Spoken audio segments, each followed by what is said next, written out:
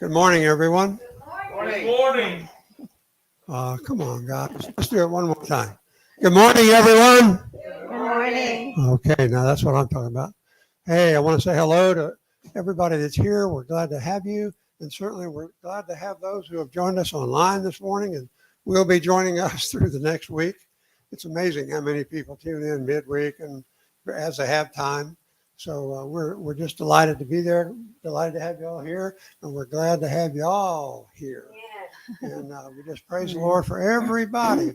And this morning we got a great treat, and my pleasure to introduce the Beckers, who Glen and Dianne are the president and vice president of a ministry called Mercy Smiles International.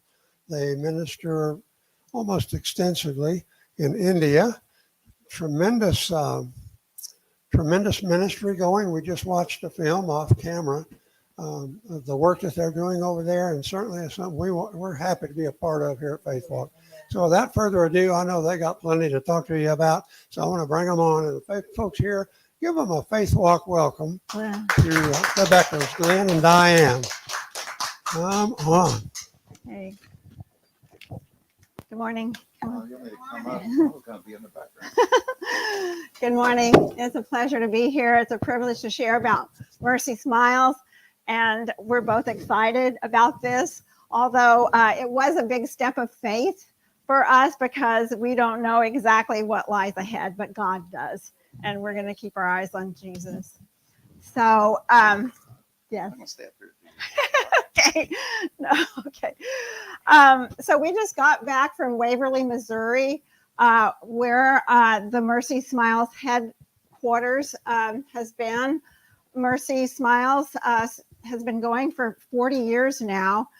We met Karen and Norm Knudsen 35 years ago when we felt called to a mission school in Hillsboro, Missouri. And during that time, the ministry, had been 5 years old and hadn't been around that long, and we were asked to support a school. And so all these years we've been supporting and praying for the ministry. The week before Christmas, we got an email from Karen Knudsen, who her husband had died previously, and she said, I want you and Glen to seriously pray about taking up the leadership of Mercy Smiles International. I'm ready to retire, and so it's like we're just thinking about Christmas and going to Houston, and I'm like, Glen, what do we look at this? It's like a Monday afternoon. I'm like, look at this. What do you think? And he's like, I think we should pray about that. So I emailed her back and said, yes, we will pray about doing that. And as I began to pray, I felt the Lord drawing Glen and I closer together, but closer to the Lord.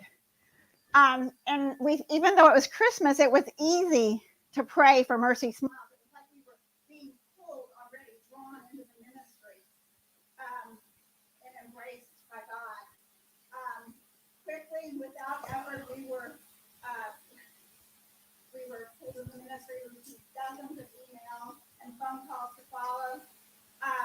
I felt like we had already accepted just by saying yes to prayer and yes to God. And we were really encouraged a lot by Chuck and Peggy. At the same time, my cat unfortunately came down with diabetes. And I'm like, what's going to do with my cat? And Peggy's like, Glen, this is an international ministry. Your cat needs to take the back burner. But you know what? The cat is doing well now. We were able to get treatment for the diabetes over the last few months, and I think that diabetes is going into remission. So praise God for that. Lord. He watches over the lives of men and animals. Thank Him for that. So one morning, as we came back from Christmas and continued to pray about it, and I realized one morning when I was up that Mercy Smiles was primarily a ministry to orphans and widows. And I began to search the scriptures to see what the Bible said about that. And these are some scriptures I'd like to share.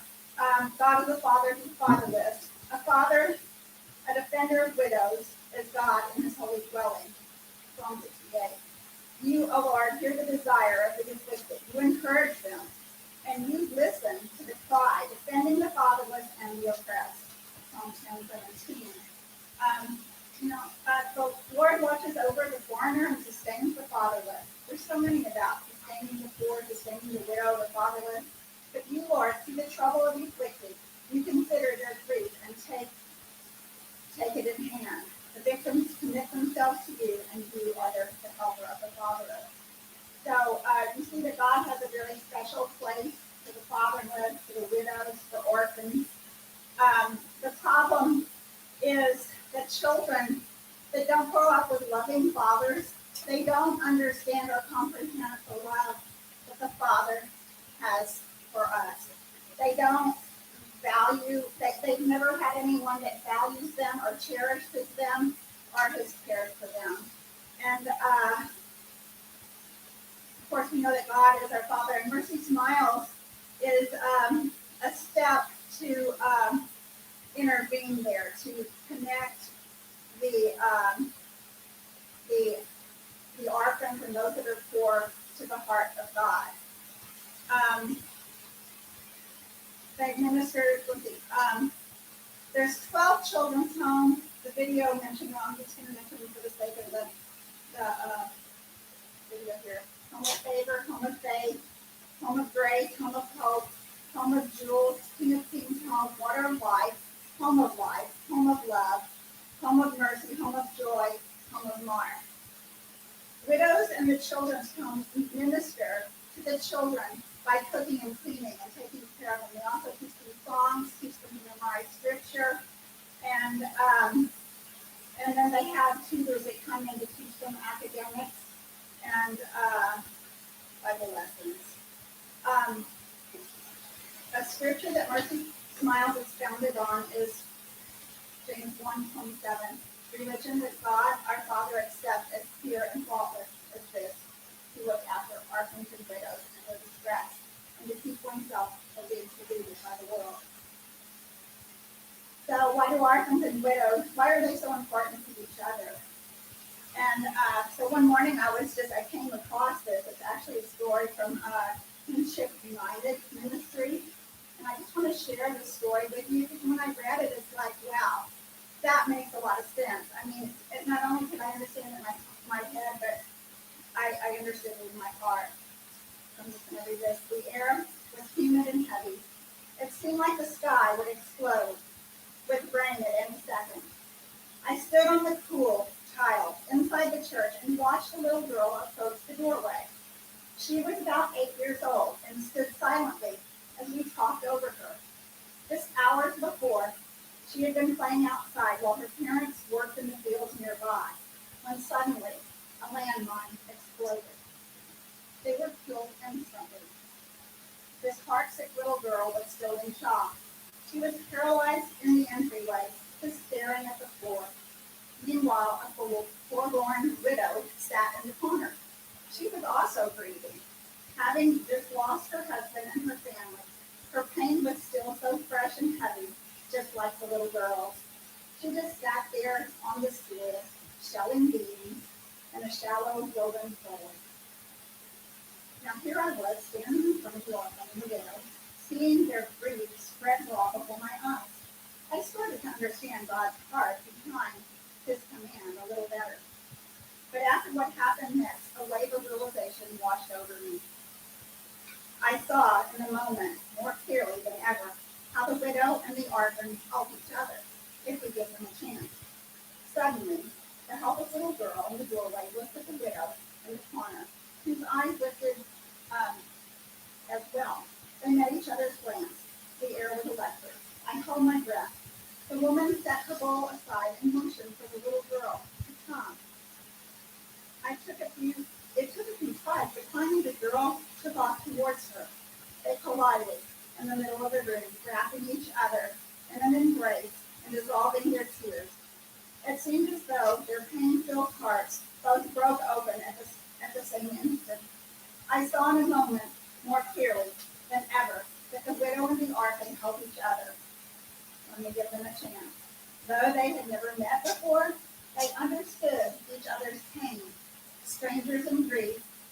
provide a gut-wrenching loss. Widows and orphans need each other. They experience their brokenness together, and they heal, and they find joy together. So in the Indian culture, the woman and children are devalued greatly, especially the widows. And going back to the 4th century, when the widow's husband would die, the women were either tied to the stake or thrown in the pit with their deceased husband. And they were taught that this would bring honor, that the wealthy ones were taught that this would bring honor to their husband, that this was a noble thing to do. But even the ones that were not willing, they were still forced into that. And that continued until the 1800s. One of the other reasons that I mentioned. So a lot of the widows were willing to do it because they didn't have hope for the future. In that culture, a lot of times they were deserted by their families, and they didn't have a means of support. And so they would just, do it because of that.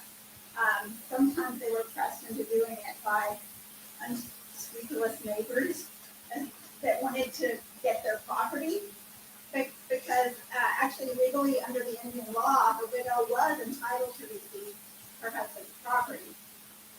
For a long time,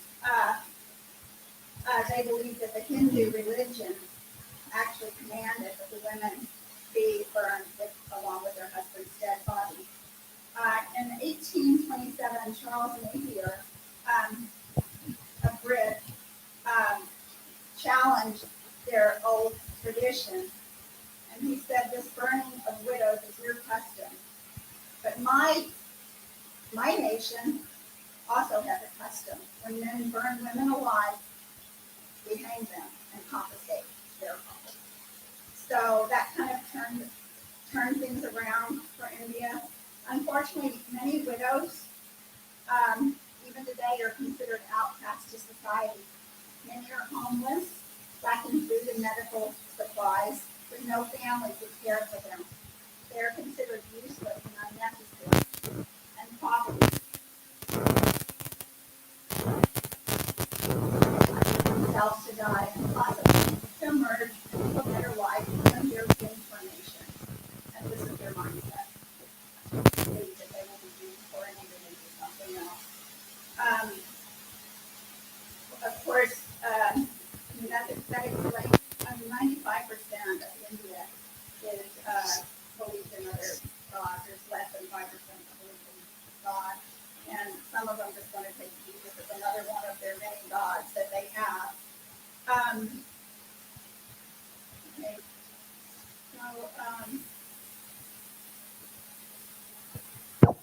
So, many of the communities in India still have shunned the widows.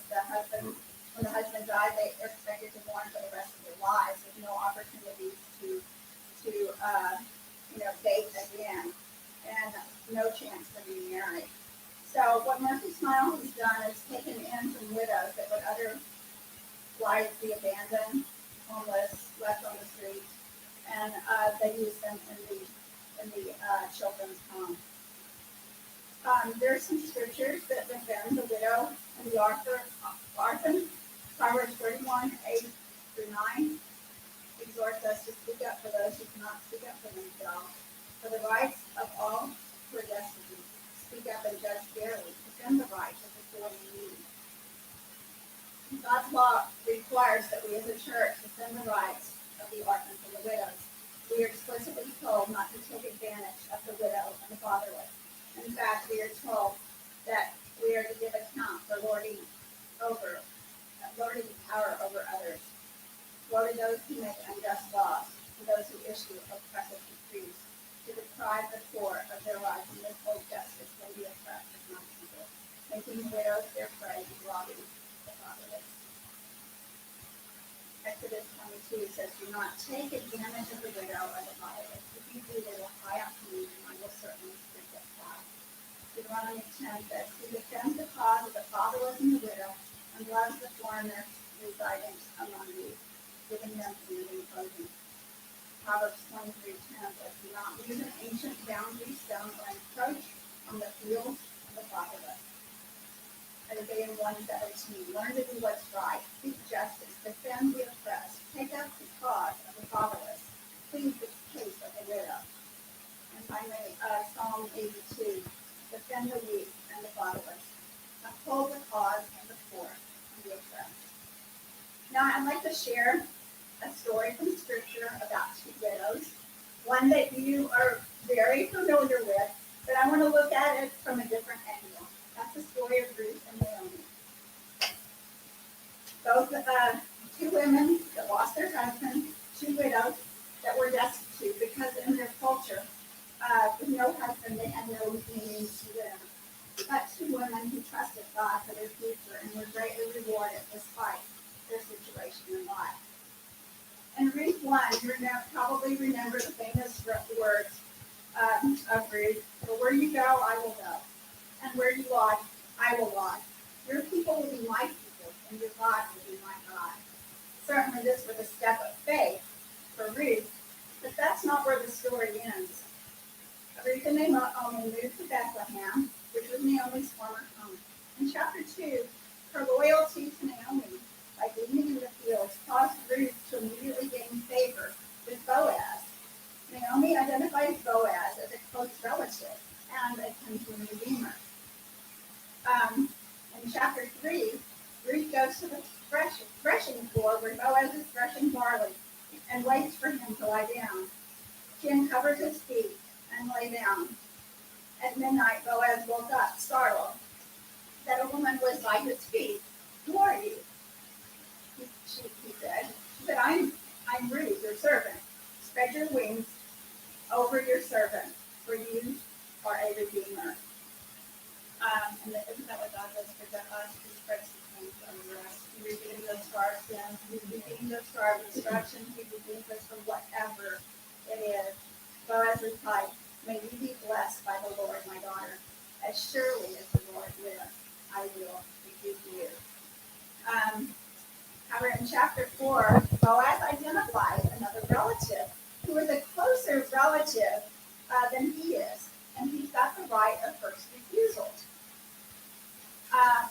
Boaz goes to the city gates and he catches the relative walking by. Sit down, my friend, he said. Let's have a talk. You know, and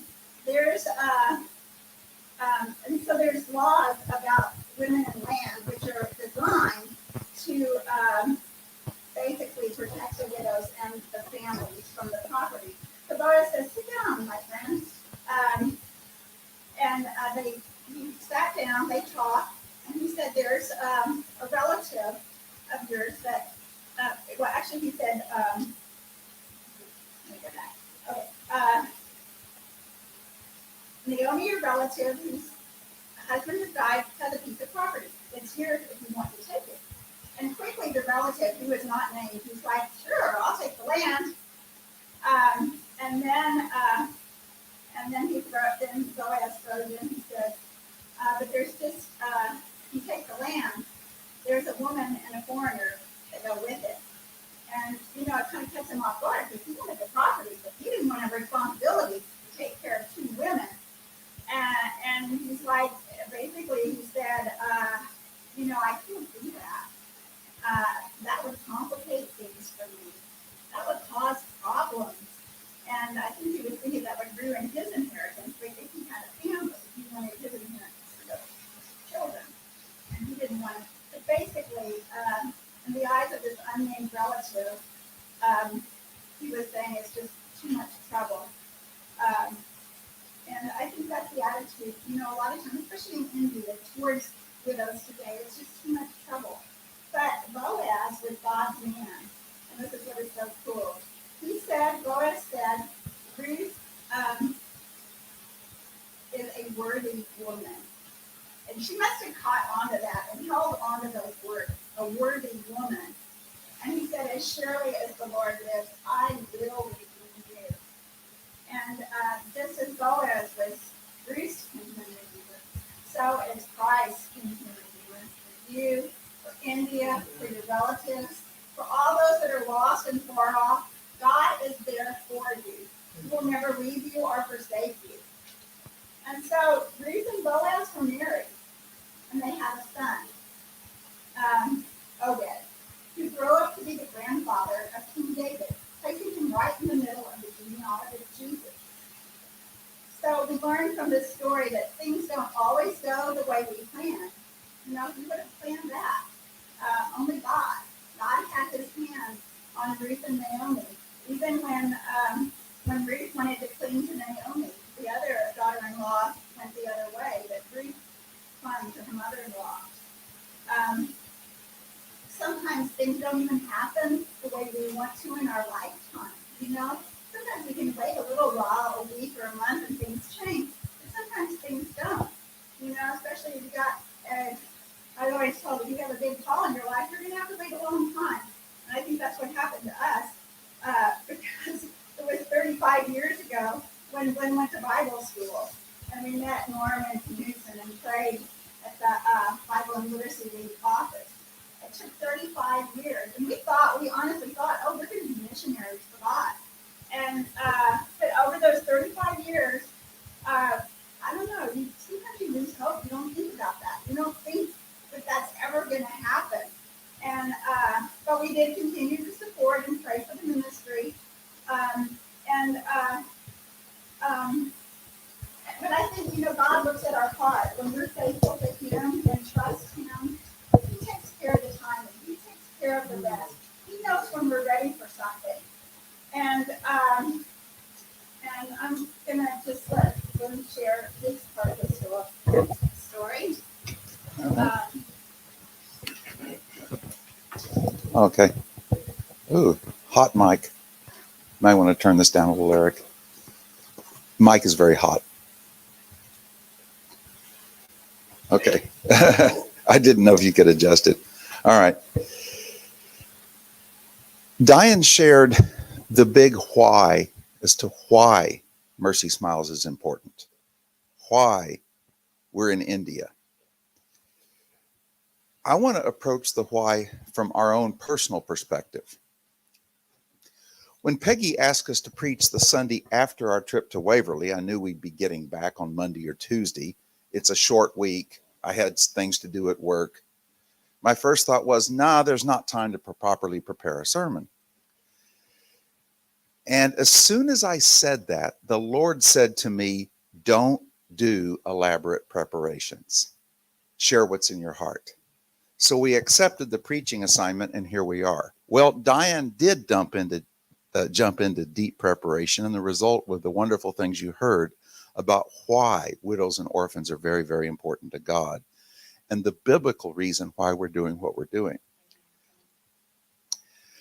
Now, I don't want to just share the mechanical responsibilities, but I do want to fill in a few of the blanks and also provide some personal reflection. First, I want to comment on a couple of things in the movie.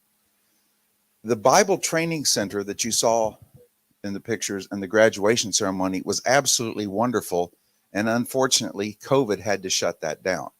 So we haven't had any more graduating classes since that one that was in the Bible thing. That's one of the things that can and should be restarted. But COVID hit India really, really hard. And it hit the children's homes hard. For example, during some of the time, the children actually had to go home and then come back to the children's homes every day to pick up food, which they did for a long time. So even though the children weren't allowed to live in the homes were still extremely important. Incidentally, just to let you know some of the struggles we go through, the state of Odisha required that every child, if he's going to be in a children's home like this, must be in the same district, which is sort of kind of like what we'd call a county, that he lives in. And that legal requirement forced us to shut some of the homes and reshuffle some of the children. So this is one of the things that Dianne mentioned. The Indian government loves to create new restrictions without regard to how those restrictions affect real people. And so we battle against that all the time. The same is true for the medical missionary things you saw. That has happened in the past. It's not going on now. What is going on now that's not in the movie because it's just a bit dated is Mother's Medium School, named after Karen. And it's our first time that we're going to have a tuition charging school, but not requiring bribes and not expensive. But they felt like that was a great need, partly because the need for the free schools that you saw in the remote villages is gradually going away because the Indian government is finally getting around to establishing schools in all the remote villages. It was an embarrassment to them that organizations like us would be the only school in an entire area, and they vowed to do something about it. This is one of the few times where the liberals in India and the extreme conservative Hindus agreed about something, that Christians should not be the only ones providing education, especially in remote areas.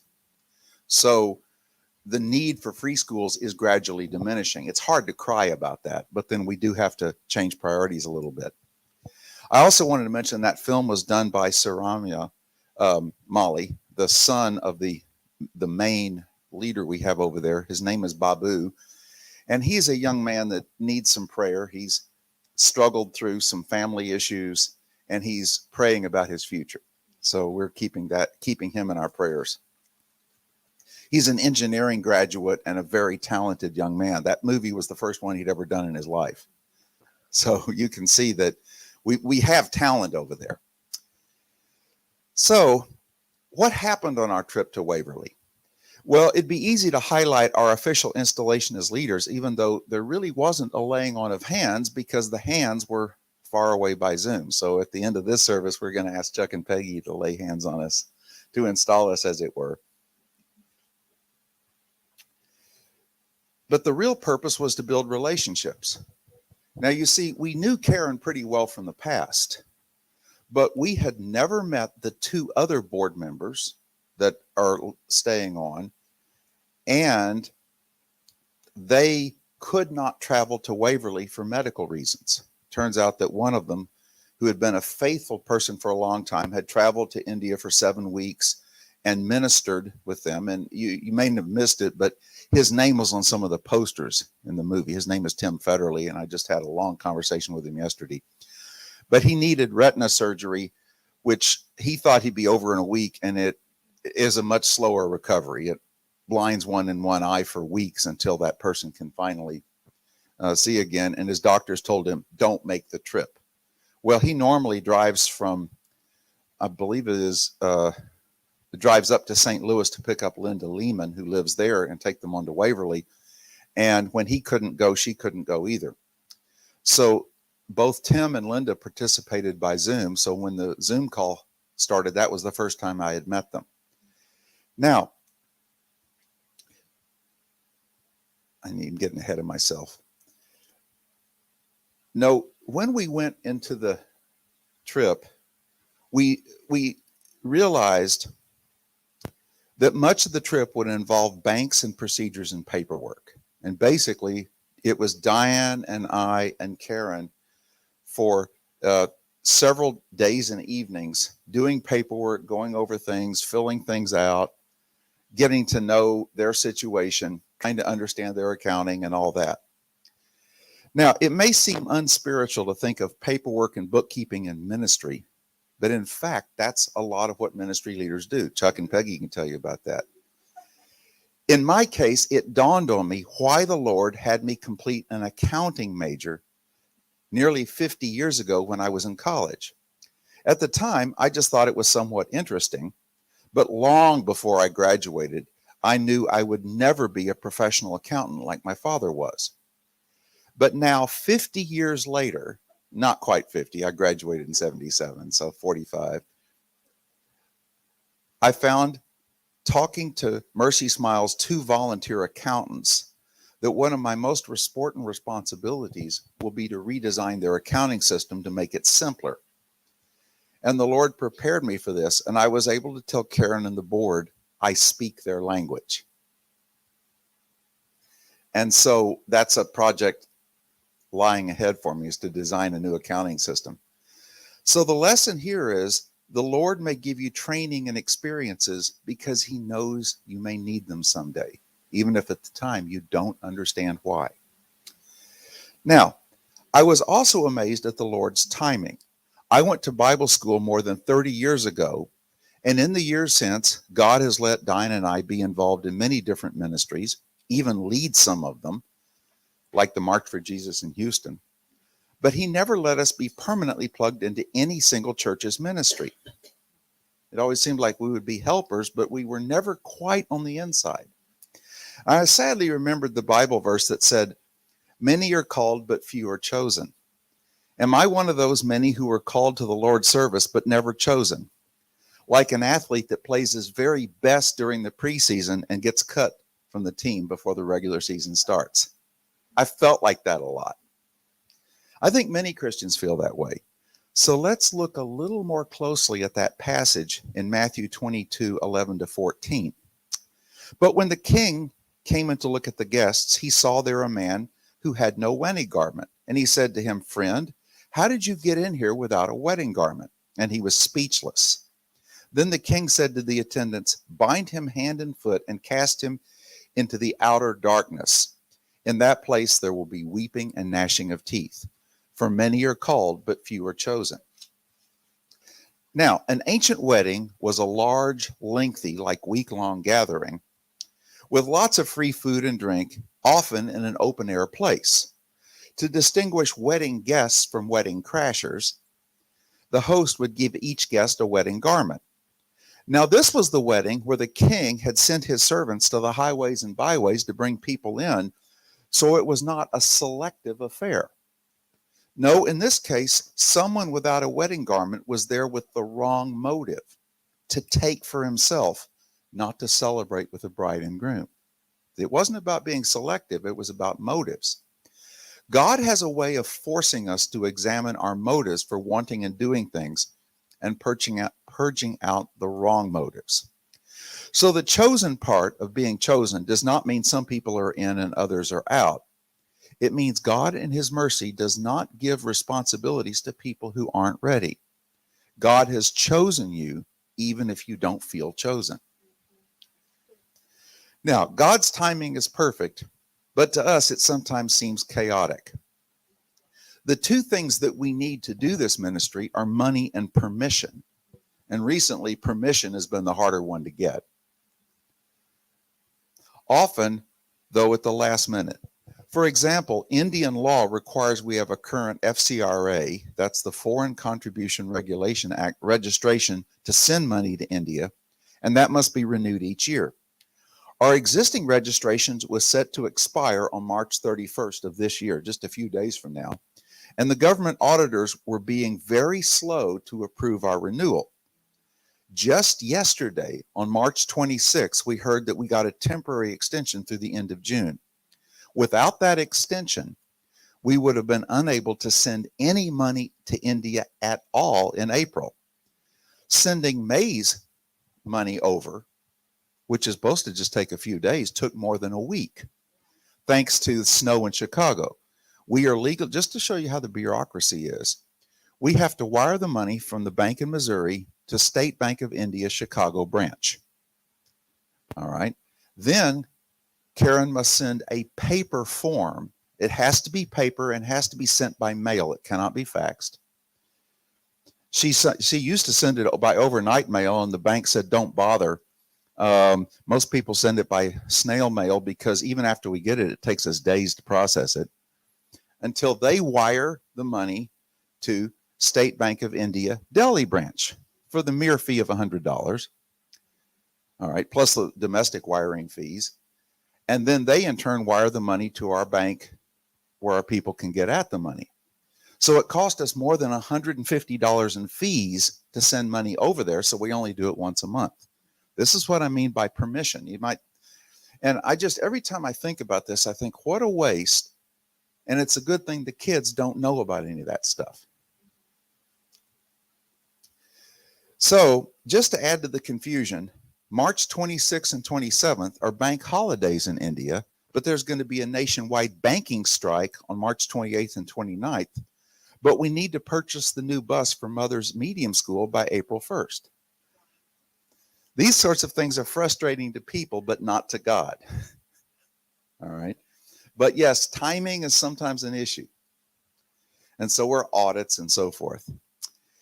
It's easy for American Christians to think that we're the only ones that are distracted and polluted by worldly values, because obviously Christians in poor countries, Christians undergoing persecutions, must be much more pure and holy than we are. If only it were true. The truth is, God calls and chooses the imperfect and works with people despite their shortcomings and weaknesses. The scripture says in Romans 8:26, the Spirit helps us in our weakness. Now, the English word helps doesn't come close to doing justice to the original word. The original word literally means the Spirit takes hold of us, embraces us, and strives with us. It's a much stronger word than the English word help. I wish there was a good English word to translate it into. In other words, God embraces his people, weaknesses and all, and works through them and alongside them to do what he wants. For a Christian, weakness doesn't just mean lack of strength. It can mean lack of experience, lack of direction. We have that. Even bad habits and worldly values. American culture certainly has lots of ungodly influences, but foreign cultures do also. They're just different ungodly values and influences. And we've run across some in this. There's remnants of Indian culture in our Christian workers over there that sometimes get in the way of God's work. It's a fact of life. And it's not just India. It's true in Africa. I've seen it all over. But God has patience in working through these things, and God's people must also.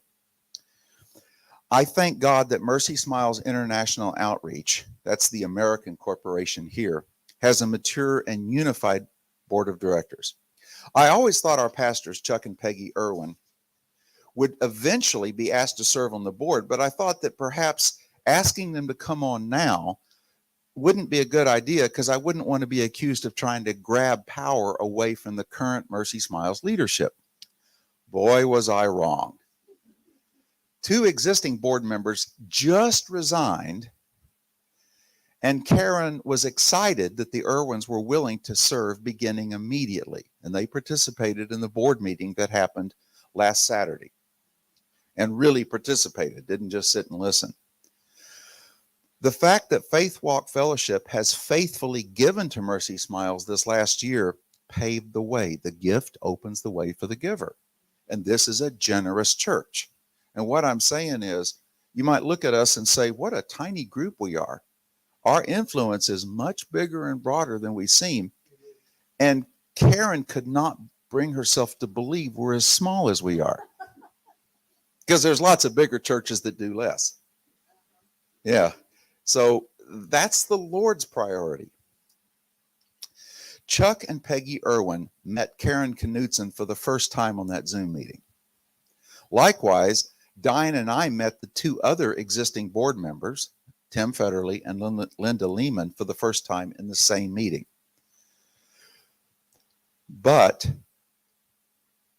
the 7 of us came together in perfect unity with a common goal, and encouraged one another and prayed for one another. Timing-wise, the meeting was just under 2 hours, but the Zoom call lasted 3 hours because we stayed and prayed for each other. That's what the body does. I want to tell you a little about the other 2 members. Tim Federley once went over to India, because it's been more difficult for Karen to travel, and spent 7 weeks with Molly and the other leadership going around there, and got to meet people personally. So his insight's valuable. Linda Lehman was married to an Indian and served over there, not with our ministry, but others, for 2 years. So she knows the culture extremely well. Those are extremely valuable board members, and we definitely intend to keep them. But we'll be adding to the board as the Lord leads.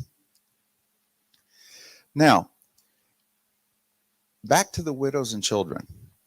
Every one of you that has ever cared for a small child knows that it takes selfless dedication, and the child often has no idea what's required to provide the care and may never know. The same applies to caring for the children in these homes and schools. The children and widows, thankfully, know nothing of the government restrictions, the frustrations, the miscommunications, and the endless paperwork that's required to serve them. The children and the widows only experience the love of God, which comes through Mercy Smiles, and which for many of them would be otherwise completely absent in their lives. That's what's important. Even if it's only giving money to widows for blankets, or a couple of months ago, we had a special allocation of money to purchase tents for people that otherwise had no place to live. That's what we do. God is love, and everywhere God's people gather together in love, He's there. The kingdom of heaven is anywhere that heaven is king. In heaven, no one will ever remember the mistakes and the frustrations and the obstacles we face. But thousands of widows and children that receive food and shelter, and most importantly, love, will remember that when they had nothing, God loved them anyway. And we have the privilege of being the means through which that love is delivered. That's why we do what we do. Dianne, do you want to come up and bring the closing words and prayer?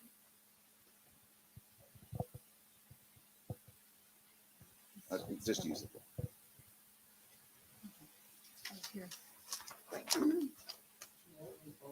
I don't need to put